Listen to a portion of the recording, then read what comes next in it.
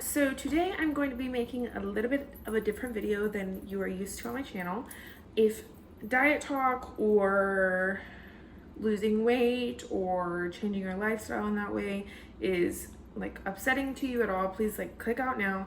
No harm, no foul, but that is what this video is going to be about, and I just want to put that out there. So if you are choosing to do Weight Watchers, this is a video for you about the first month, some tips that were really helpful to me and what has been really beneficial to me and what I've found success with. So this is going to be 5 tips about Weight Watchers in your first, month, 20 days, whatever you want to call it.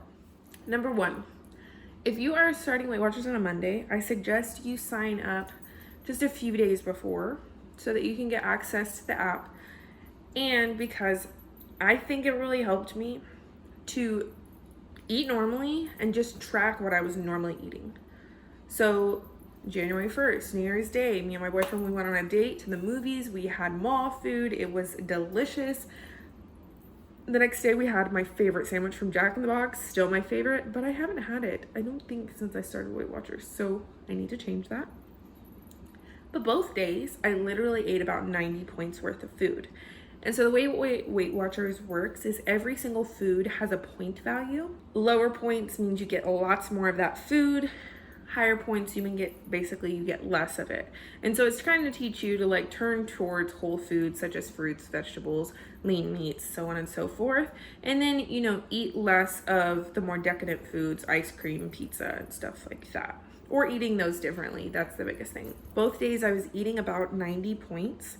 And then when I actually started, I was having about 46 points allotted to me, I believe. For me, that was a really good shift to see, oh, this is where I'm coming from, this is what I was doing, and this is the goal for where I'm going. Number 2 tip. Weight Watcher people will say when you first start out to go through your entire pantry, scan everything, write numbers down on everything. A lot of people will recommend this to you. I was much too lazy to do all my foods. So I scanned my favorites. I scanned, cereal that I love to eat, or for me, Morningstar, fake meats. I love those. So I scanned those so I could get an idea of, if I'm gonna pull that for lunch, about how much am I looking to spend on points. I didn't write it on the package because I'm too lazy, number 1. Number 2, when you eat it, you still have to track it into the app. So just felt like too much work to me. But either way, scan your favorites so that you can know just a general idea of what you're looking towards spending points wise. Number 3, and this is probably should be number 1 because it is really, really important to me and it seems counterintuitive. Start small. I was eating 90 points a day. I wasn't having any activity. Yes, I was drinking water, but how much was I actually drinking? I was drinking soda often. I would go to the movie theater and get the big soda and drink it through the movie. I was doing all of these things, and I have so often changed everything about my life, gone full gusto, cut out soda, cut out sugar, work out 5 days a week, and then within 2 weeks I've quit because that is all too much. Start small. So for me, my starting small was just working on the food, just focusing on, this was for me, tracking my foods and staying within my 46 points. About a month later is when I decided to start being more active and getting activity and stuff like that. But start small. If you are literally never drinking water, don't require yourself to start drinking 120 ounces all of a sudden. It's not gonna work. You're not gonna like it and you're gonna quit. So start small. My biggest success with this is I waited about a month until I really started working out, and then I started 1 day a week working out for 15 minutes, watching a walk at home video, which I will link below because those are my favorite. If it was a 20-minute video, I would do 10 minutes once a week.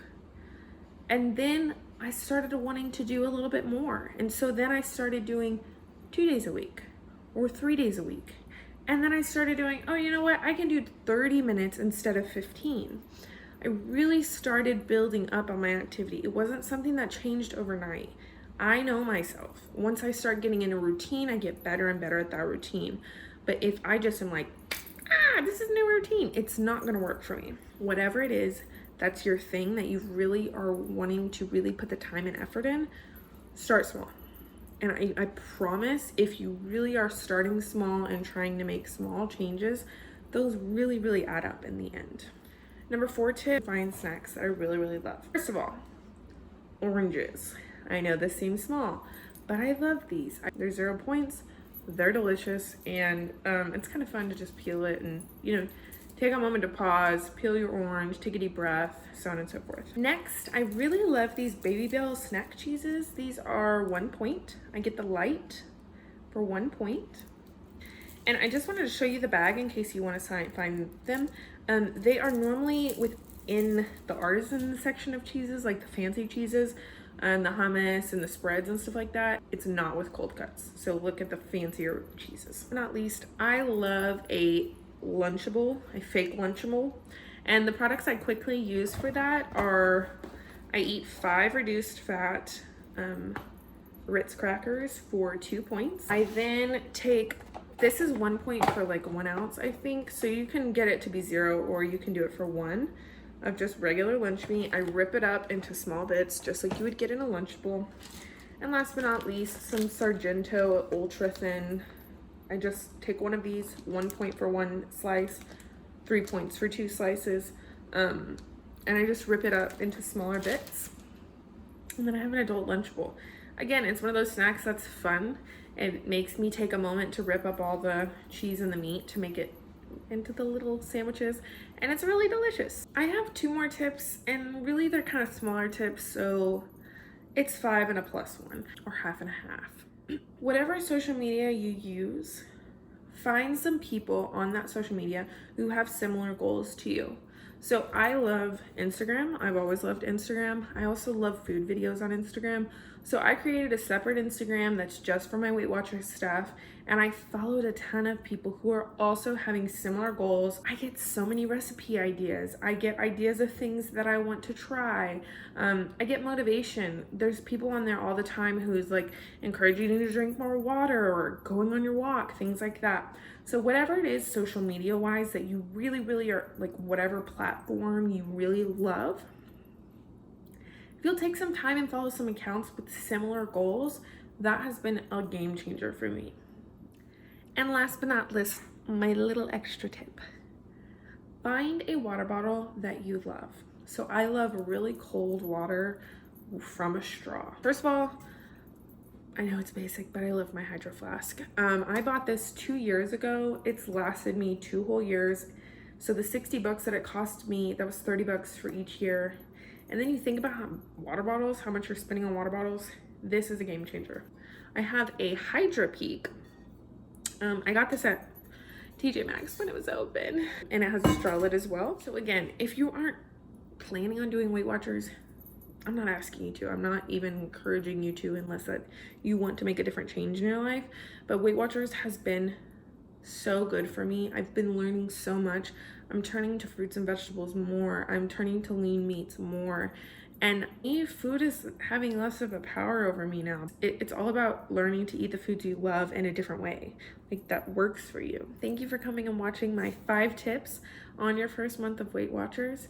If this is kind of content you love, or if you're my friends from my Weight Watcher Instagram people, thank you so much for coming.